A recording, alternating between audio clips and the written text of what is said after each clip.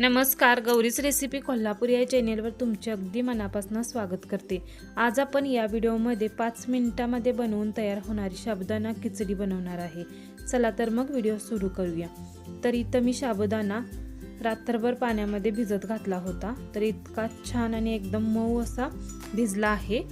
तर आता गॅसवर मी कढई ठेवली आहे, त्यामध्ये 1 पळी तेल घातला आहे।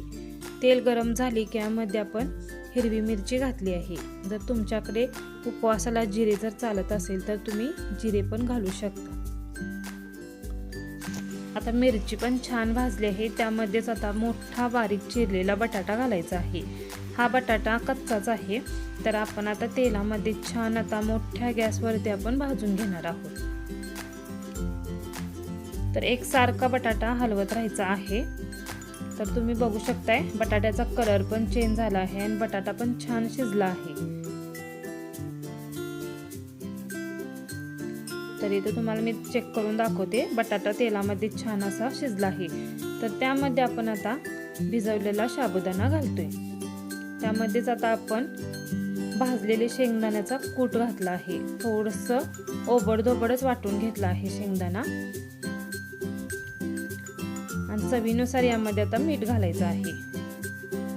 आणि आपल्याला मीडियम गॅसवरती एकसारखं आपल्याला हलवत राहायचं आहे। साबुदाणा खिचडी बनवायला एकदम सोपी आहे, तर आपण 5 मिनिटांमध्ये बनवून देऊ शकतो, इतकी सोपी रेसिपी आहे। तर आता एकसारखं मी हलवलं आहे। तर वरून मी थोडीशी कोथिंबीर ॲड करते। जर तुमच्याकडे आवडत असेल तर वापरा, नसेल तर नाही वापरली तरी चालेल। तर आता आपली साबुदाणा खिचडी एकदम मऊ लुसलुशीत आणि एकदम मोकळी झाली आहे। 2 मिनिटं झाकण लावून ठेवायचं आहे, म्हणजे साबुदाणा एकदम मऊ होतो।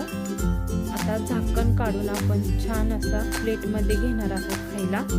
तर तुम्ही नक्की एकदा उपवासाला करून पहा, अशा पद्धतीने खूप छान होते रेसिपी। तर माझी रेसिपी तुम्हाला कशी वाटली मला नक्की कमेंट करा।